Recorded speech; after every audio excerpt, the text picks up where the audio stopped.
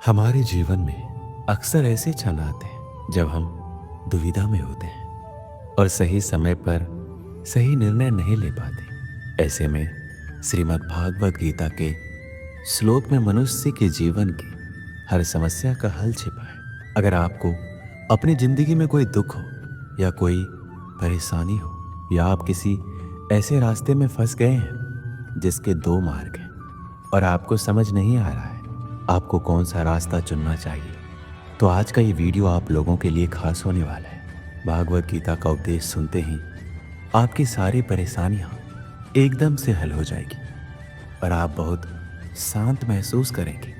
कहते हैं गीता को पढ़ लेने से या सुन लेने से आपके सारे जन्मों के पाप इसी जन्म में खत्म हो जाते हैं। भगवान श्री कृष्ण ने स्वयं अर्जुन को उपदेश दिया था जो भागवत गीता के रूप में प्रसिद्ध है। भले ही पुराना है लेकिन ये आज के दौर में भी आपकी सारी परेशानियों का हल आपको दे सकता है। भागवत गीता आपको एक जीने का ऐसा ढंग सिखाती है जो भरोसे और त्याग पर निर्भर करता है। जब तक आपको किसी चीज पर भरोसा नहीं है आप उसको हासिल नहीं कर सकते, और जब तक आप त्याग नहीं करेंगे आपको कुछ हासिल नहीं होगा। भरोसे और त्याग से ही आपको सब कुछ हासिल हो सकता है। दोस्तों, आज की इस वीडियो में आपको भागवत गीता के 20 ऐसे उपदेशों के बारे में बताएंगे जो सरल भाषा में दिया गया है, जो आप लोग ध्यान से जरूर सुनिएगा और अपने दोस्तों के साथ जरूर शेयर कीजिएगा। गीता का पहला उपदेश है क्रोध पर काबू रखना। आपने ये कहावत तो जरूर सुना होगा कि क्रोध से भ्रम पैदा होता है, भ्रम से बुद्धि व्यग्र होती है, और जब बुद्धि व्यग्र होती है तब तर्क नष्ट हो जाता है, और जब तर्क नष्ट होता है तब व्यक्ति का पतन हो जाता है। ये कहावत भगवान श्री कृष्ण ने स्वयं कहा था। श्री कृष्ण कहते हैं क्रोध एक ऐसा जहर है जो व्यक्ति को मारता तो नहीं लेकिन उसको अपने जैसे विषैला बना देता है। अब आप सोचेंगे भला क्रोध किसी व्यक्ति को विषैला कैसे बना सकता है? वो इसलिए क्योंकि अक्सर जब इंसान गुस्से में होता है तो अपना आपा खो बैठता है, सामने वाले को ऐसे शब्द बोल जाता है जो किसी जहर से कम नहीं लगते। आप में से भी ऐसे बहुत से लोग होंगे जिसे क्रोध की वजह से बहुत से परेशानियों का सामना करना पड़ा होगा, क्योंकि क्रोध के आवेश में आकर अक्सर इंसान अपने पराये का लिहाज भूल जाता है, जिसके चलते वो अपने सबसे करीबी रिश्ते गवा बैठता है। अब सवाल ये है कि क्रोध के इस अग्नि को ठंडा कैसे किया जाए, तो चलिए हम आपको एक कहानी के माध्यम से समझाते हैं। प्राचीन समय की बात है, एक महिला थी जिसका स्वभाव बहुत क्रोधी था। उसे छोटी छोटी बातों में गुस्सा आ जाता था। अपने गुस्से के आगे वो अच्छे बुरे का भेद तक भूल जाती थी, जो मुंह में आता बोल देती। महिला के इस उग्र स्वभाव के कारण उसके परिवार और उसका पूरा गांव परेशान था, मगर जब उसका गुस्सा शांत हो जाता तो वो अपने किए पर पछतावा भी करती थी। वह खुद क्रोध को काबू करना चाहती थी लेकिन उसे सफलता नहीं मिल पा रही थी। ऐसे ही एक दिन उसके गांव में एक संत आए। महिला भी संत से मिलने पहुंची और उन्हें अपनी परेशानी बताई और कहा कि मैं अपना स्वभाव नहीं सुधार पा रही हूँ, कृपया कोई ऐसा उपाय बताइए जिससे मेरा स्वभाव हमेशा के लिए शांत हो जाए। संत ने महिला की बातों को गौर से सुना। वो समझ चुके थे कि इसकी समस्या कैसे दूर हो सकती है। उन्होंने महिला को एक शीशी दी और कहा कि इसमें एक दवा है, जब तुम्हें क्रोध आए तो इसे मुंह से लगाकर धीरे धीरे पीना। इसे तब तक मुंह से लगाए रखना जब तक तुम्हारा क्रोध शांत ना हो जाए। जब इसकी दवा खत्म हो जाए तो आश्रम आकर और ले जाना। संत की आज्ञा मानकर महिला ने क्रोध आने पर उस दवा का सेवन करना शुरू कर दिया। एक सप्ताह में ही उसका क्रोध कम होने लगा। इससे खुश होकर वो आश्रम में संत से मिलने पहुंची और उन्हें बताया कि आपकी दवा चमत्कारी है, मेरा क्रोध कम हो गया है। तब संत ने उसे बताया कि असल में इस शीशी में कोई दवा ही नहीं है बल्कि सामान्य पानी है। क्रोध के समय तुम्हारे वचन को बंद करना था, तुम्हें मौन रखना था, इसलिए मैंने तुम्हें ये शीशी दी। शीशी मुंह पर लगी होने की वजह से तुम क्रोध के समय कुछ बोल नहीं पाई।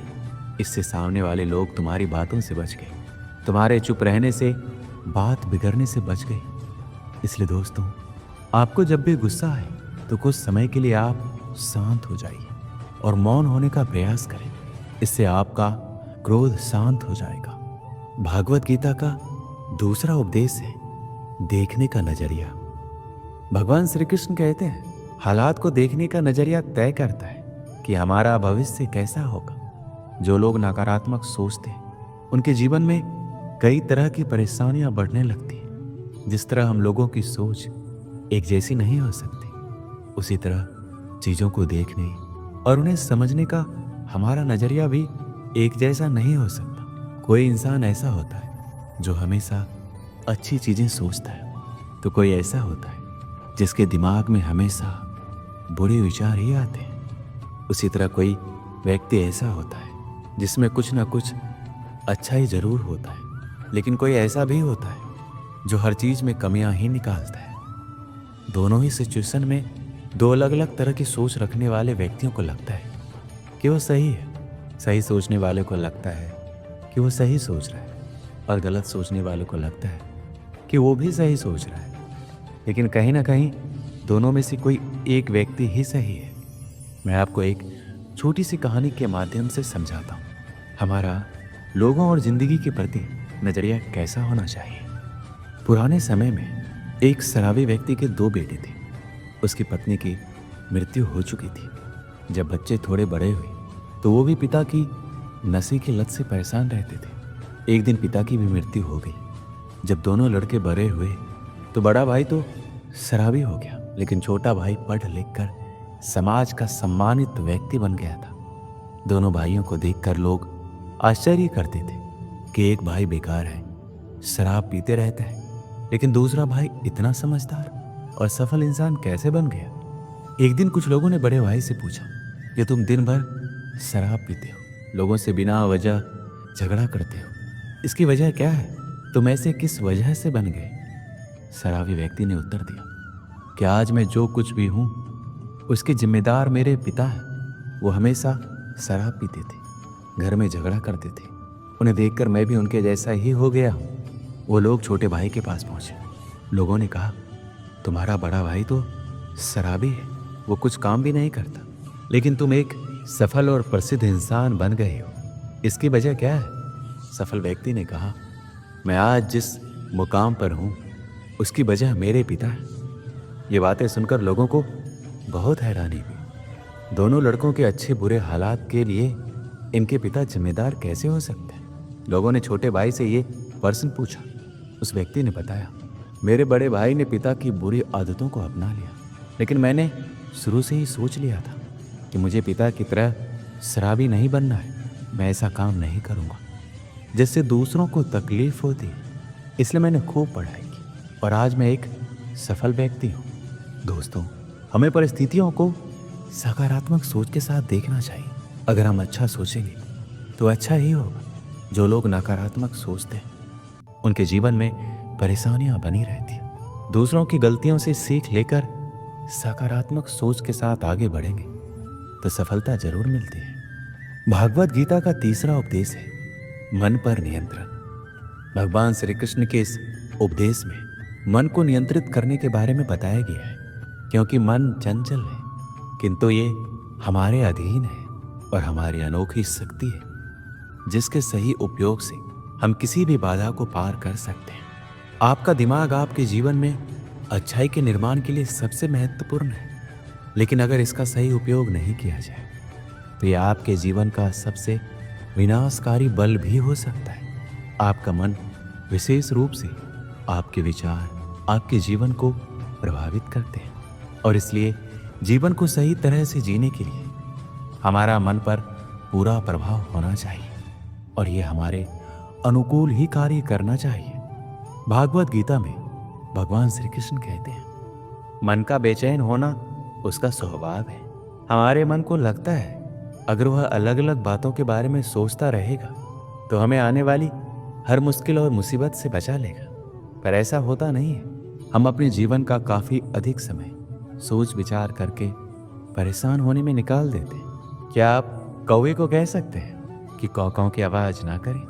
या फिर क्या आप किसी मेढक को कह सकते हैं कि वह पानी देखते ही ऊंची छलांग ना मारे।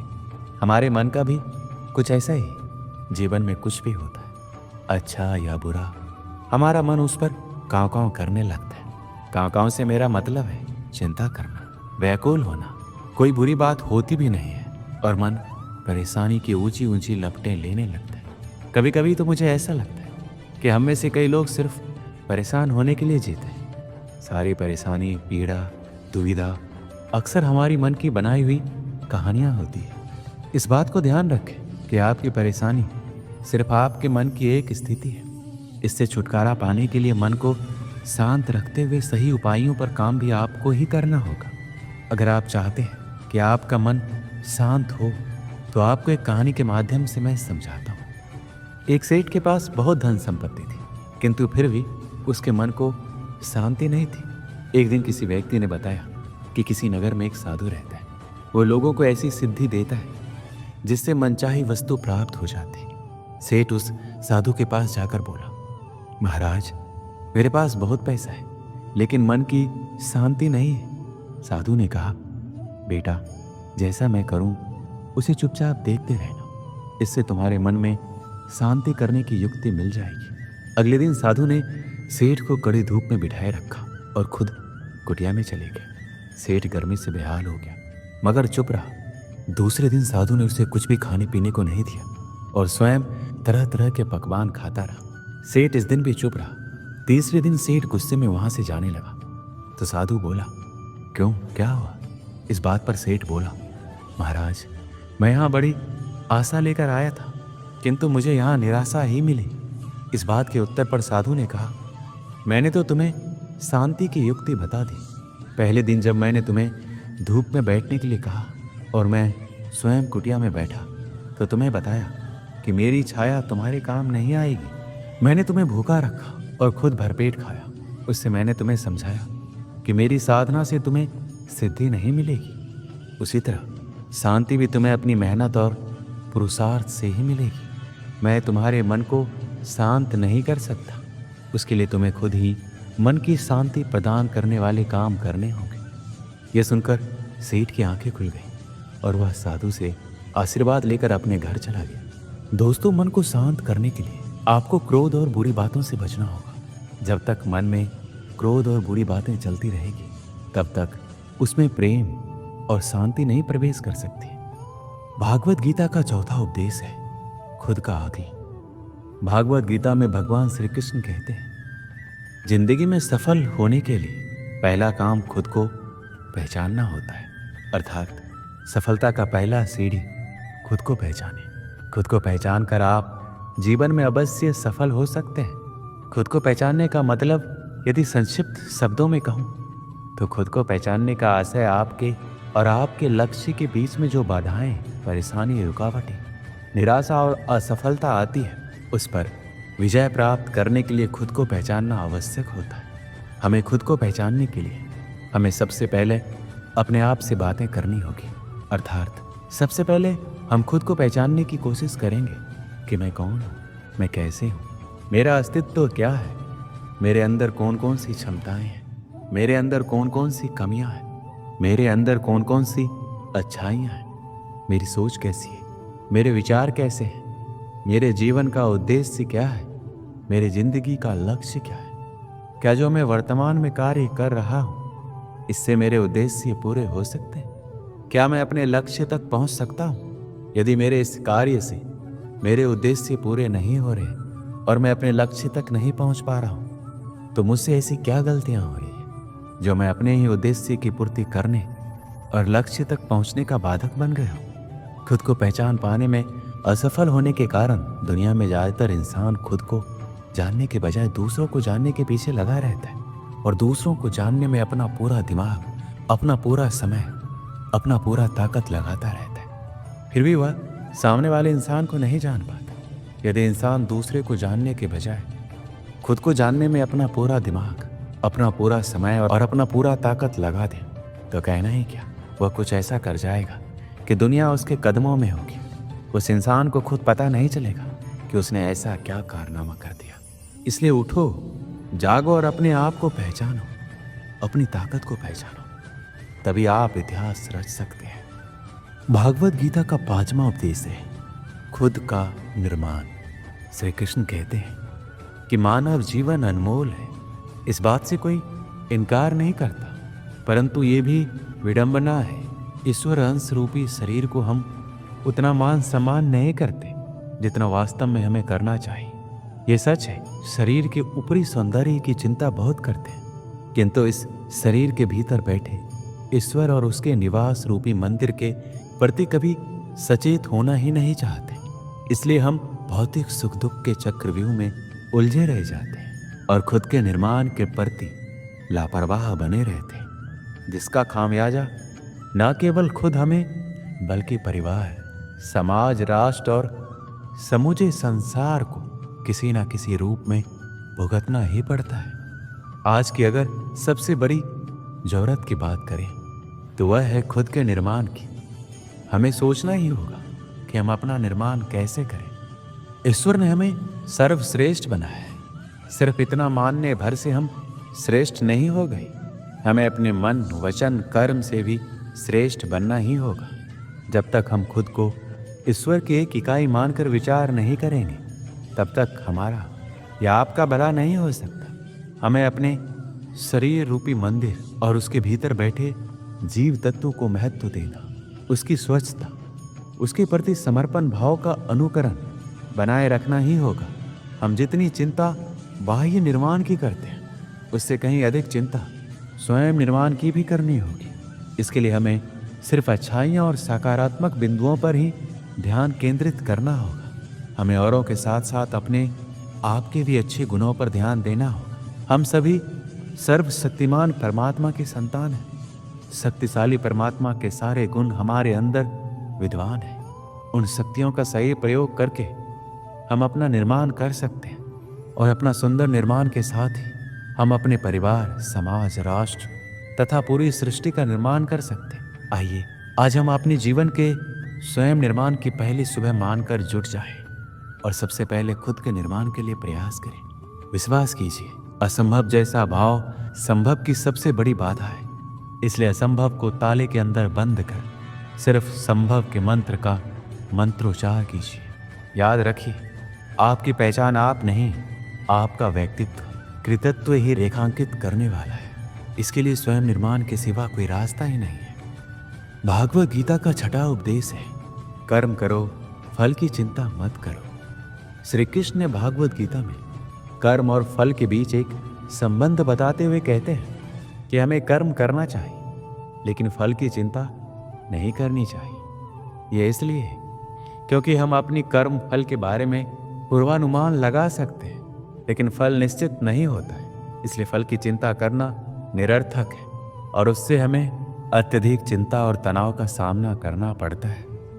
श्री कृष्ण इससे भी आगे जाकर कहते हैं कि कर्म करना हमारा कर्तव्य होता है लेकिन हमें कर्म फल के बंधन से मुक्त होकर कर्म करना चाहिए। कर्म फल की चिंता से हम अपने कर्तव्य को नहीं निभा पाते और फल के अपेक्षाकार अपने कर्तव्य को भूल जाते हैं। श्री कृष्ण कहते हैं जब हम अपने कर्म करते हैं तो हमें अपने कर्तव्य के प्रति उत्साह और संकल्प होना चाहिए जो एक सफल जीवन के लिए आवश्यक होते हैं। मैं आपको एक कहानी के माध्यम से इसे स्पष्ट करता हूँ। एक राजा था जो अपनी प्रजा का बहुत ख्याल रखता था। वह अपनी प्रजा के बीच जाता और उनकी समस्याओं को सुनता था। वह कोशिश करता था कि वह उनकी समस्याओं को दूर कर सके। उनकी कर्तव्य निष्ठा के चर्चे दूर दूर तक फैले हुए थे। एक बार राजा अपने राज्य में भ्रमण करने के लिए निकले हुए थे, तब उनके कुर्ते का एक बटन टूट गया।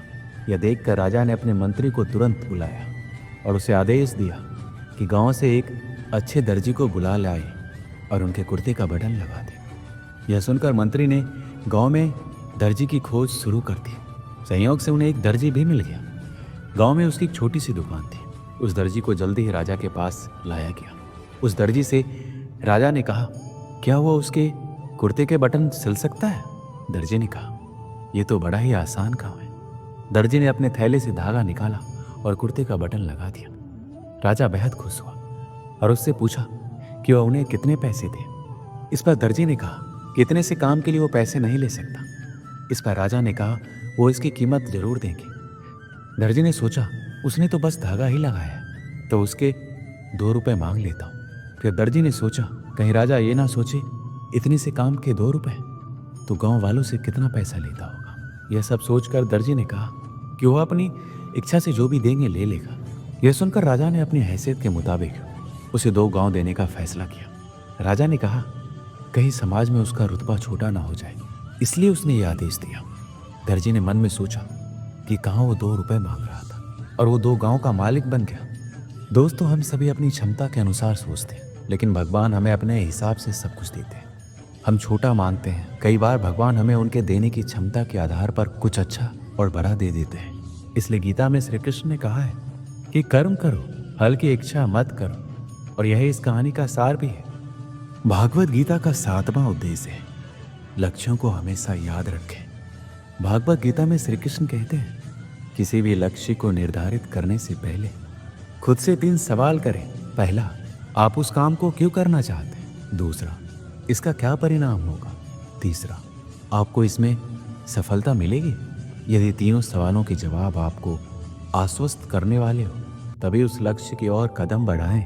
आपने अपने लक्ष्य के लिए क्या रणनीति बनाई है इसके बारे में कभी किसी को ना बताएं। गुप्त रूप से केवल उस दिशा में मेहनत करते रहें। यदि आपके लक्ष्य के मार्ग में कोई विपत्ति आए तो उससे घबराकर लक्ष्य को बीच में ना छोड़ें। धैर्य के प्रति विपत्ति का सामना करें और लक्ष्य के प्रति सकारात्मक सोच के साथ प्रयास को जारी रखें। जरूरी नहीं जैसा आपके साथ पहले हुआ है वो आगे भी होगा। आपके भविष्य को संवारने की गुंजाइश हमेशा आपके हाथ में होती है। हमेशा हमारे आसपास कुछ लोग होते हैं जो तेजी से सफल हो जाते हैं और जिंदगी में आगे बढ़ जाते हैं। वहीं कुछ लोग लाख कोशिश के बाद भी जिंदगी में सफल नहीं हो पाते।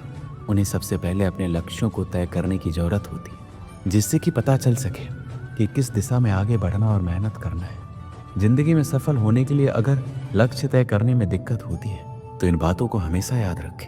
आप दूसरों के मुताबिक लक्ष्य चुनने की बजाय अपने हिसाब से लक्ष्य को चुनें। जब काम को आप अपने तरीके से हैंडल करने की कोशिश करेंगे तो लक्ष्य निर्धारित करना आसान होगा। सपने देखना अच्छी बात है, लेकिन सपनों को अगर हकीकत में पूरा करना चाहते हैं तो मन से समझने की कोशिश करें कि आप क्या चाहते हैं। लक्ष्य निर्धारित करने के लिए, उन्हें पूरा करने के लिए कितने सोर्स हैं, उस हिसाब से लक्ष्य निर्धारित करें और आगे बढ़ें। बड़ा लक्ष्य तय करने से अच्छा है कि हमेशा छोटे लक्ष्य बनाएं। मैं आपको इसे एक कहानी के माध्यम से समझाता हूँ। एक गधे का लक्ष्य था कि वो अपनी जिंदगी में कुछ बड़ा करे। वो गधा कुछ ऐसा करना चाहता था जिससे मरने के बाद भी लोग उसे याद करें, उसका नाम ले। उस गधे का एक मालिक था। उस मालिक का भी लक्ष्य था कि वो अपने क्षेत्र में सबसे बड़ा व्यापारी बने। वो अपने लक्ष्य को पूरा करने के लिए अपने गधे से दिन रात काम करवाता। मालिक गधे पर बहुत भारी सामान लादा करता था जिससे उसे ज़्यादा मुनाफा मिल सके। गधे को ये डर था कि कहीं वो अपने काम में असफल ना हो जाए और उसे खाने के लाले ना पड़ जाए। इस डर की वजह से वो अपने मालिक को छोड़ नहीं पाता था और अपनी पूरी जिंदगी अपने मालिक के लक्ष्य को पूरा करने में लगा देता है। जब गधा बूढ़ा हो जाता है तब उसका मालिक उसे मरने के लिए एक जंगल में छोड़ देता है। जब वो गधा मरने वाला होता है तो अपनी ज़िंदगी के बारे में सोचता है। गधा मन ही मन सोच रहा होता है कि क्या होता अगर मैंने एक बार प्रयास किया होता, शायद मेरी ज़िंदगी कुछ और हो सकती थी। अगर मैंने हिम्मत दिखाई होती तो आज मैं कुछ और जगह पर होता। अंत में गधा मर जाता है। आजकल के ज़्यादातर लोगों की ज़िंदगी इस गधे की तरह है जो खुद के लक्ष्य पर काम करने के बजाय अपना पूरा समय और पूरा एनर्जी दूसरों के लक्ष्य को पूरा करने में लगा देते हैं और अपनी काबिलियत से कम पर ही संतुष्ट हो जाते हैं। जब तक हम खुद के बारे में नहीं सोचते और खुद के लक्ष्य पर काम करना शुरू नहीं करते तब तक हम अपनी ज़िंदगी अपने हिसाब से जी नहीं पाते। इसलिए हमें जितना हो सके उतना जल्द से जल्द अपने लक्ष्य पर काम करना चाहिए। अंत में इस गधे की तरह अगर पछताना ना हो तो अपने लक्ष्य के बारे में सोचकर उसी में आगे बढ़ो। एक बार हिम्मत करके हम अपनी ज़िंदगी अपने हिसाब से जीने लगते हैं और अपने लक्ष्य को पूरा करने के बारे में सोचते हैं। उससे ये गारंटी तो नहीं है कि हम अपने लक्ष्य को 100% पूरा कर पाएंगे, पर यह अफसोस नहीं रहता कि हमने कुछ किया ही नहीं।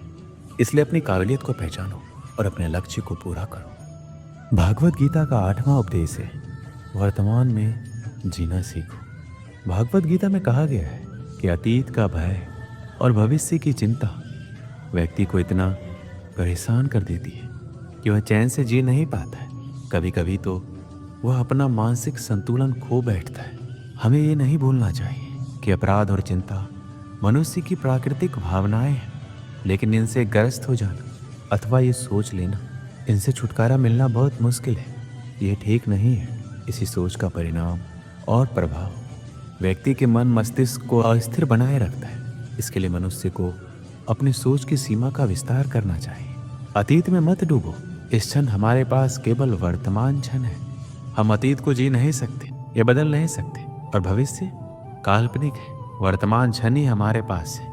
अपने वर्तमान क्षण को नया आकार दे और अपना भविष्य बनाए।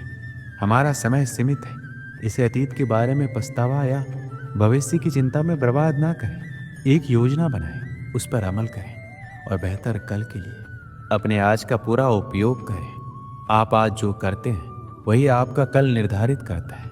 वर्तमान क्षण में जीना सीखना सफलता और खुशी की कुंजी है।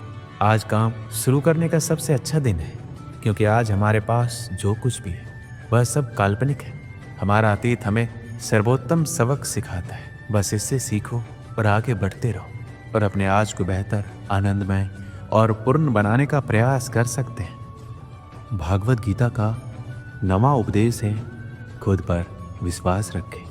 श्री कृष्ण कहते हैं, जब तक आप खुद पर विश्वास नहीं करते तब तक दूसरों को भी आप पर विश्वास नहीं होगा। जीवन में सफलता पाने के लिए आपको अपने सपनों का पीछा करना चाहिए। अपने सपनों के लिए काम करें और उन्हें हासिल करने के लिए हमेशा तत्पर रहें। आप जितना मेहनत करेंगे उतनी ही जल्दी आपके सपने पूरे होंगे। आप अगर खुद पर विश्वास करते हैं तो दुनिया में कुछ भी असंभव नहीं होता। जब तक आप खुद पर विश्वास नहीं करते तब तक आप अपने सपनों को पूरा नहीं कर पाएंगे। खुद पर विश्वास करना आपकी जिंदगी में बदलाव ला सकता है। आप कुछ भी कर सकते हैं। आपको खुद पर विश्वास करना होगा और फिर देखें आप कैसे जीवन में सफल होते हैं।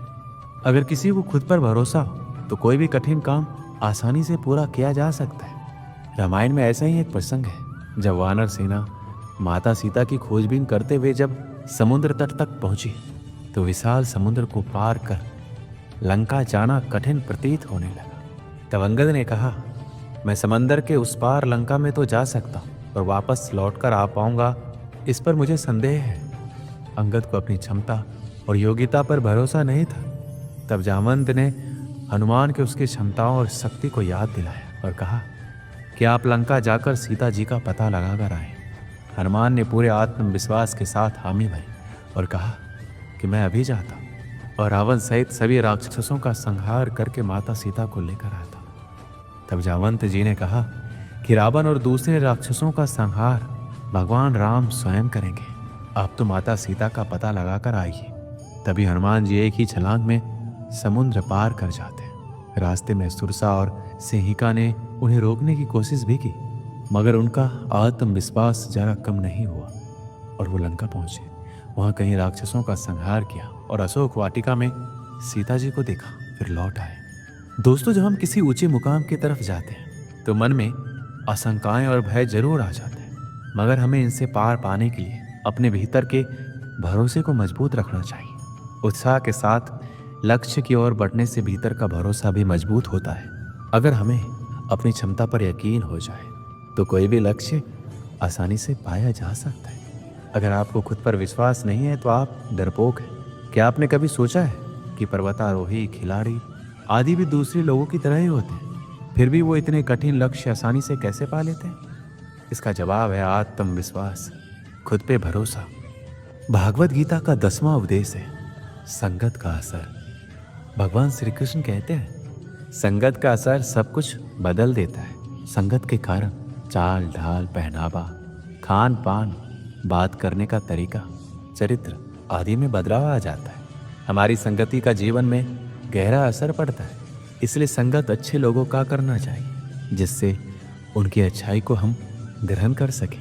कहते हैं, खरबूजा खरबूजे को देखकर रंग बदलता है। इस कहावत का अर्थ है कि संगत का असर हर किसी पर कम या अधिक होता है। संगति से मनुष्य जहाँ महान बनता है, वहीं बुरी संगति उसका पतन भी करती है। अच्छी संगति पारस के समान है। जिस प्रकार पारस के छूने से लोहा भी सोना बन जाता है, उसी प्रकार संगति के प्रभाव से दुष्ट व्यक्ति भी देवता समान बन जाता है, लेकिन यदि व्यक्ति को बुरी संगति मिलती है तो उसका जीवन नरक हो जाता है। दोस्तों, मैं आपको एक कहानी के माध्यम से समझाता हूँ। एक गुरु अपने शिष्यों के साथ एक बगीचे में घूम रहे थे। रास्ते में वो अपने शिष्यों को अच्छी संगत में रहने के विषय में बता रहे थे, लेकिन शिष्य उस बात को समझ ही नहीं पा रहे थे।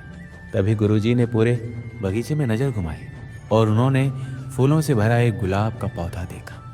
उन्होंने पास खड़े शिष्यों में से एक शिष्य से उस गुलाब के पौधे के नीचे से थोड़ी सी मिट्टी लाने को कहा। शिष्य उसी समय गया और गुलाब के पौधे के नीचे से मिट्टी लेकर आया। जैसे ही वह मिट्टी गुरु के हाथों में थमाने को आगे बढ़ा, गुरुजी बोले, वत्स, ये मिट्टी मैंने अपने लिए नहीं मंगवाई। सभी शिष्य गुरु की तरफ देखने लगे। तभी गुरुजी ने फिर से बोलना शुरू किया, इस मिट्टी को सूंघ कर देखो। गुरु का आदेश मानते हुए शिष्य ने मिट्टी को अपने नाक से लगाया और बोला, गुरुजी, इसमें तो गुलाब की बड़ी अच्छी खुशबू आ रही है। तब संत जी बोले, बच्चों, जानते हो इस मिट्टी में इतना सुंदर खुशबू क्यों आ रही है? क्योंकि इस मिट्टी पर गुलाब के फूल टूट टूट कर गिरते रहते हैं। धीरे धीरे ये इसी मिट्टी के साथ घुल मिल जाते हैं, तभी मिट्टी में भी गुलाब की खुशबू आने लगती है। ऐसा ही हमारे जीवन में होता है। जब हम अच्छे लोगों के साथ रहते हैं तो उनकी अच्छी बातें हमारे अंदर आने लगती हैं। जैसे गुलाब के पंखुड़ियों की पास रहने के कारण इस मिट्टी में से गुलाब की खुशबू आने लगी। उसी प्रकार जो व्यक्ति जैसे व्यक्ति के साथ रहता है उसमें वैसे ही गुण दोष आ जाते हैं। दोस्तों, हमें हमेशा अपनी संगति अच्छे लोगों के साथ रखनी चाहिए, जिससे हम भी एक अच्छा इंसान बन सकें। भागवत गीता का 11वां उपदेश है अधूरा ज्ञान। श्री कृष्ण कहते हैं, ज्ञानी और अज्ञानी व्यक्ति को आसानी से समझाया जा सकता है, लेकिन अर्धज्ञानी व्यक्ति को स्वयं ब्रह्मा जी भी नहीं समझा सकते। अधूरा ज्ञान खतरनाक होता है। ऐसा ज्ञान किसी काम का नहीं होता, जिसकी वजह से किसी भले इंसान का नुकसान होता है। अधूरा ज्ञान किस तरह नुकसान पहुंचा सकता है, आपको एक कहानी के द्वारा बताता हूँ। पुराने समय में एक सेठ का व्यापार बहुत अच्छा चल रहा था। उसने आसपास के गांव में भी अपना व्यापार बढ़ाने की योजना बनाई। एक व्यक्ति सेठ के पास गया और बोला कि वह साझेदार बनना चाहता है। सेठ को व्यापार बढ़ाने के लिए एक साझेदार की जरूरत थी। उसने अनजान व्यक्ति को अपने व्यापार में शामिल कर लिया। अब दोनों साझेदारी व्यापार करने लगे। नया साझेदार बहुत मेहनती था। सेठ और साझेदार की मेहनत से व्यापार एकदम तेजी से बढ़ने लगा। सेठ बहुत खुश था। एक दिन सेठ का करीबी दोस्त उससे मिलने आया तो उसने साथी साझेदार को देखा। सेठ का दोस्त उस साझेदार को पहचान गया कि ये तो एक ठग है, चोरी करता है। सेठ का मित्र खुद को शास्त्रों का जानकार और ज्ञानी मानता था। उसने कहीं पढ़ा था कि कभी भी किसी की बुराई नहीं करनी चाहिए, इसलिए उसने नए साझेदार की सच्चाई सेठ को नहीं बताई। सेठ का मित्र बोला कि तुम्हारा नया साझेदार बहुत मेहनती है, सभी का विश्वास जीत लेता है। ये सुनकर सेठ को प्रसन्नता हुई, क्योंकि नया साझेदार मेहनत कर ही रहा था। जल्दी उसने सेठ का विश्वास भी जीत लिया। अब सेठ की तिजोरियों की चाबियां भी नए साझेदार के पास ही रहती थी। एक रात मौका पाकर वह साझेदार सेठ का सारा धन लेकर भाग गया। सुबह जब सेठ नींद से जागा तो देखा कि सारा धन गायब है। उसका पूरा व्यापार बर्बाद हो गया। दुखी सेठ अपने मित्र के पास पहुंचा और उसने पूरी बात उसे बता दी। सेठ का मित्र बोला, मैं तो ये बात पहले से जानता था कि वो एक ठग है। वह मेहनत करके दूसरों का भरोसा जीत लेता है और मौका पाकर उनका धन लेकर भाग जाता है। ये बात सुनते ही सेठ को क्रोध आ गया। उसने मित्र से कहा, तुम्हें ये बात मालूम थी तो मुझे क्यों नहीं बताई? मेरे जीवन भर की कमाई लुट गई है। सेठ का मित्र बोला, मैं कभी किसी की बुराई नहीं करता हूँ। बुराई करना पाप है। मैंने शास्त्रों में पढ़ा है, इसलिए मैंने उसकी बुरी बातें तुम्हें नहीं बताई। शास्त्रों के जानकार मित्र की ये बात सुनकर सेठ ने उससे कहा, भाई, आज तुम्हारे अधूरे ज्ञान की वजह से मैं बर्बाद हो गया। ऐसा ज्ञान किसी काम का नहीं जिससे किसी भले इंसान का नुकसान होता है। दोस्तों, आपको ये पता चल ही गया होगा कि अधूरा ज्ञान बहुत ही खतरनाक होता है, इसलिए कोई भी ज्ञान पूरा अवश्य ग्रहण करें। भागवत गीता का 12वां उपदेश है दोस्त और दुश्मन की पहचान करना। दोस्तों, भागवत गीता में कहा गया है कि अगर हम जिंदगी में सफलता पाना चाहते हैं तो हमें ऐसे दोस्तों की जरूरत होती है जो हमें आगे बढ़ने की प्रेरणा दे। लेकिन अगर हम बहुत ज़्यादा सफल होना चाहते हैं तो हमें दुश्मनों की जरूरत होती है। इसे ऐसे समझ सकते हैं, जब कोई आपका बुरा करने का प्रयास करे या आपको नीचा दिखाए तो आप अपनी प्रतिभा और खुद को सही साबित करने के लिए ज़्यादा मेहनत करते हैं। जब तक आप अपने दुश्मन की कमजोरी नहीं जान जाते, तब तक उससे दोस्ती रखने में ही भलाई है। इस दौरान आपको उसकी कमियां पता चल जाएगी। ऐसे में जब वो आप पर अपना कोई नुक्सा आजमाएगा तो आपके पास पहले से ही उसका तोड़ मौजूद रहेगा। श्री कृष्ण ने बताया है, जिन लोगों का चरित्र बुरा हो, जिनकी नज़र अच्छी नहीं हो और जो लोग बुरे लोगों की संगत में रहते हैं, उन्हें गलती से भी दोस्त नहीं बनाना चाहिए। दोस्त और दुश्मन की पहचान को लेकर एक बात कही गई है कि जिस प्रकार चंदन का पेड़ अपनी मादक सुगंध और शीतल प्रकृति के लिए विख्यात है, लेकिन इस गुण की वजह से ही उस पर दुनिया के सबसे ज़्यादा विषैले सांप लिपटे रहते हैं। इसी प्रकार ये जरूरी नहीं है कि जो व्यक्ति आपके सामने अच्छा व्यवहार कर रहा है वह वास्तव में आपका दोस्त या हितैषी हो। इस बात की भी संभावना है कि वो आपके प्रति कुविचार और शत्रुता का भाव रखता हो। श्री कृष्ण कहते हैं कि जो व्यक्ति सामने से प्रशंसा और आपके पीछे बुराई करने वाले मित्र का भूलकर भी साथ नहीं देना चाहिए।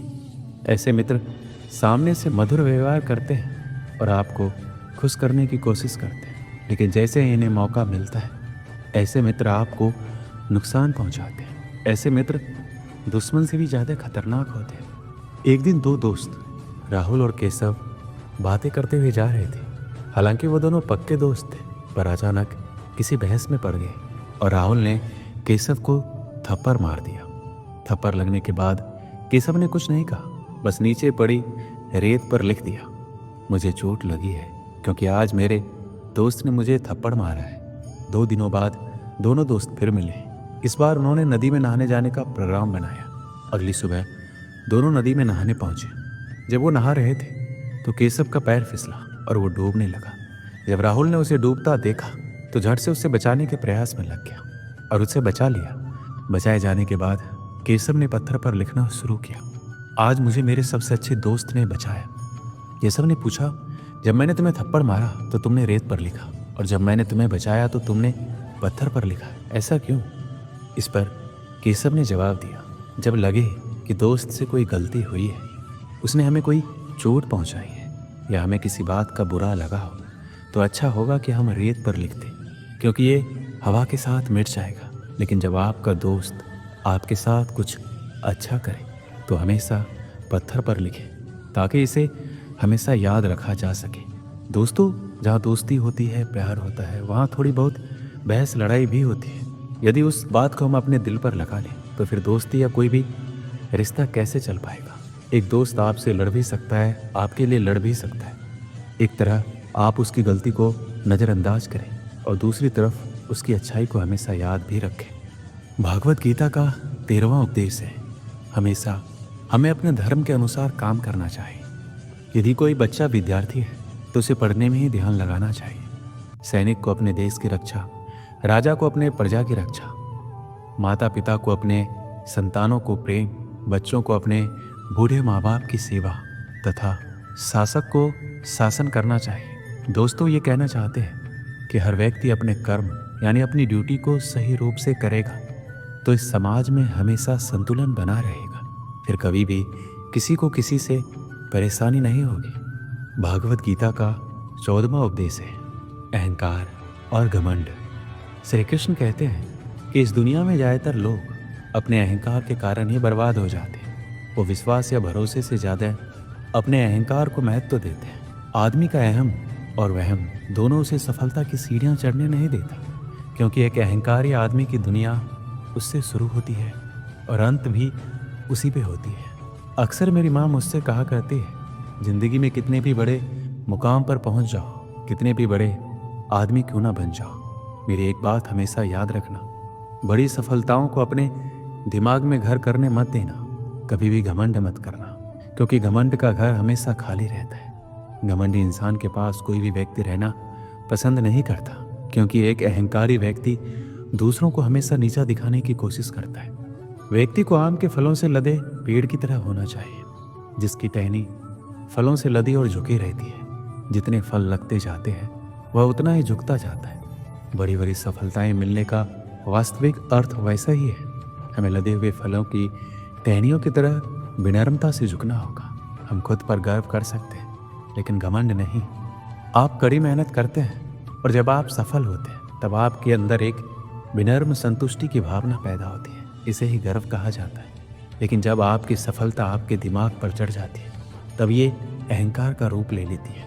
हम में से ज़्यादातर लोगों का लगता है कि वो सब कुछ जानते हैं, उन्हें किसी से सीखने की ज़रूरत नहीं है। हाँ, ये हो सकता है कि आप बहुत कुछ जानते हो, लेकिन जिस दिन आप कहते हैं कि आप सब कुछ जानते हैं, उस दिन आप खुद को एक अहंकारी व्यक्ति कह सकते हैं। आप बहुत कुछ जानते हैं लेकिन सब कुछ नहीं। अहंकारी व्यक्ति अपनी ज़िंदगी में ज़्यादा लंबा सफ़र तय नहीं कर सकता, क्योंकि उसका नज़रिया मैं सब कुछ जानता हूँ वाला होता है। अहंकार को अपने दिमाग में घर करने मत दें, नहीं तो आपने जितनी जल्दी सफलता की सीढ़ियाँ चढ़ी है, आपको वहीं से नीचे उतरने में देर नहीं लगेगी। भागवत गीता का 15वां उपदेश है बदलाव। श्री कृष्ण कहते हैं कि बदलाव ही जीवन का नाम है। किसी भी इंसान को कभी भी बदलाव से नहीं डरना चाहिए, क्योंकि बदलाव हमेशा एक परिवर्तन लेकर आती है और ये परिवर्तन हमेशा अच्छे के लिए ही होता है।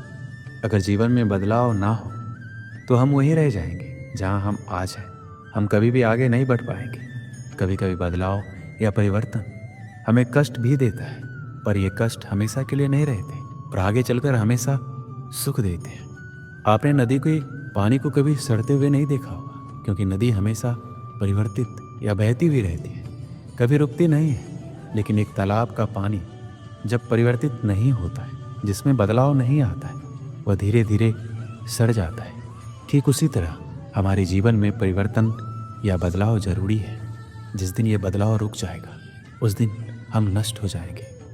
भागवत गीता का 16वां उपदेश है आलस्य, कायरता और डर। श्री कृष्ण कहते हैं आलस्य, डर और कायरता मनुष्य के वो दुश्मन है जो उसे सफल होने से रोकते हैं। अगर आपको सफल होना है तो आपको अपना आलस्य त्यागना होगा।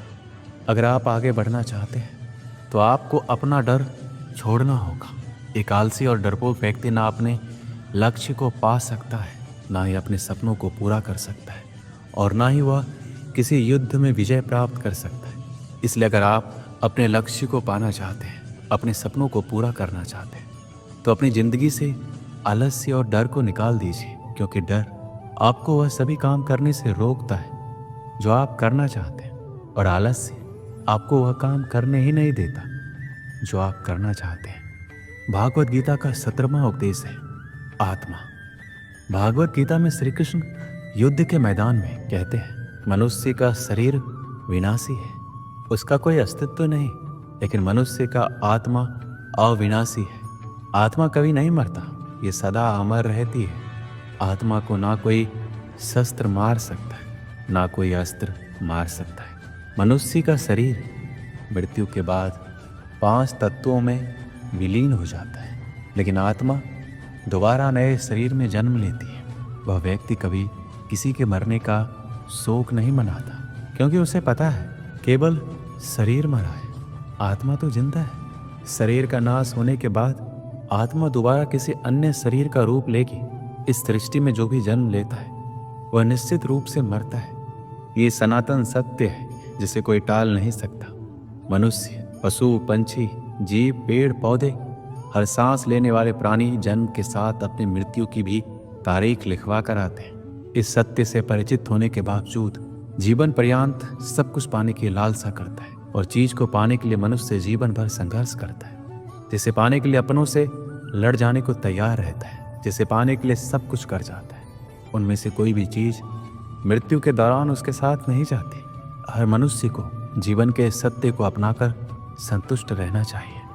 भागवत गीता का 18वां उपदेश है एक ही कर्म किसी के लिए पाप बन जाता है और दूसरे के लिए पुण्य बन जाता है। श्री कृष्ण कहते हैं व्यक्ति जो कर्म कर रहा है वो पाप है या पुण्य, ये कार्य को करते हुए देखकर नहीं कहा जा सकता। व्यक्ति किसी भी कर्म को जिस भावना से करता है वही उस व्यक्ति के कर्म को पाप और पुण्य के रूप में परिभाषित करता है। उदाहरण के लिए कोई व्यक्ति धन के लालच में किसी की हत्या कर देता है, वहीं दूसरा व्यक्ति किसी की जान बचाने के लिए किसी दुष्ट व्यक्ति की हत्या कर देता है। यहाँ दोनों व्यक्ति के द्वारा किसी की हत्या की गई है। दोनों का ही कर्म समान है, लेकिन दोनों का कर्म पाप का भागीदारी नहीं है। लूट के उद्देश्य से हत्या करने वाले व्यक्ति का कर्म पाप का भागीदारी होगा, लेकिन किसी के जान बचाने के उद्देश्य से दुष्ट व्यक्ति की गई हत्या पाप की श्रेणी में नहीं आएगा। भागवत गीता का 19वां उपदेश है, भगवानों में कोई छोटा बड़ा नहीं होता। आज संसार के मानव विभिन्न धर्मों में बंट चुके हैं और वो धर्म, संप्रदाय और भगवान के नाम पर लड़ते झगड़ते हैं, लेकिन उन्हें नहीं पता है कि संसार में ईश्वर के कई रूप हैं और इसमें कोई भी छोटा या बड़ा नहीं है। परमात्मा का हर एक रूप समान है। जिस तरह से हर एक नदी अंत में सागर में जाकर मिलती है, उसी तरह हर एक धर्म परमात्मा रूपी सागर में जमा होती है। इस संसार के निर्माता एक ही परम पिता है, इसलिए हर एक इंसान को धर्म जात से परे एक ईश्वर की आराधना करते हुए मिलजुल कर रहना चाहिए। भागवत गीता का 20वां उपदेश है, सही समय की प्रतीक्षा करना मूर्खता है। भागवत गीता में भगवान श्री कृष्ण अर्जुन को कहते हैं, किसी चीज को शुरू करने के लिए कोई भी सही समय नहीं होता। मनुष्य जब कोई चीज शुरू करता है वही उसके लिए सही समय होता है। जो मनुष्य सही समय के इंतजार में रहता है उसके लिए सही समय कभी नहीं आता और कभी भी अपने काम को शुरू नहीं कर पाता। ऐसे मनुष्य जीवन भर सही समय का इंतजार करते ही रहते हैं और कभी सफलता प्राप्त नहीं कर पाते। इसलिए मनुष्य को चाहिए कि सही समय की प्रतीक्षा करने के बजाय वह अभी से काम को शुरू करे। इसे मैं एक कहानी के माध्यम से समझाता हूँ। एक बार एक आदमी सत्संग में जाता है। वहाँ पर वह एक महात्मा जी को ये कहते हुए सुनता है, समय बहुत मूल्यवान होता है, समय की मनचाही कीमत प्राप्त की जा सकती है। वह आदमी महात्मा जी का ये कथन सुनकर बहुत खुशी खुशी लोगों से जाकर कहता है, भाई मेरा समय बहुत कीमती है, लेकिन अगर आप चाहे तो रोज़ 200 रुपये के हिसाब से मेरा समय ले सकते हैं। तो लोग उस आदमी से कहते हैं, अगर हम तुम्हारा समय खरीदेंगे उसमें क्या क्या करोगे? वह आदमी कहता है, अरे भाई मैं तो अपना समय बेच रहा हूँ, जो तुम्हारी मर्जी हो उस तरह उसका उपयोग करना। ऐसा सुनकर लोग उसे पागल कहकर भगा देते। वह आदमी अंत में उसी महात्मा के पास आता है और उनसे कहता है कि महात्मा जी, आपने कहा था कि समय बहुत कीमती है, लेकिन कोई भी मेरे समय का 1 रुपये भी देने को तैयार नहीं है। महात्मा जी उसकी मूर्खता भरी बातें सुनकर हंसते हैं और कहते हैं, बेटा समय की कीमत तो जरूर मिलती है, लेकिन उसके लिए समय का सही उपयोग और परिश्रम करना पड़ता है। वह आदमी महात्मा जी के कहने का मतलब समझ जाता है और अपने समय का सदुपयोग करने का निश्चय करता है। हमारे जीवन का हर पल कीमती है, लेकिन उसकी कीमत प्राप्त करने के लिए परिश्रम और अच्छे विचारों की आवश्यकता होती है। इसलिए अपने समय का उपयोग अच्छे कार्य में करें, ना कि बुरे कार्य करने में। दोस्तों, इस वीडियो में बस इतना ही। मिलते हैं अगली वीडियो में। अपना ख्याल रखिएगा। जय श्री कृष्णा।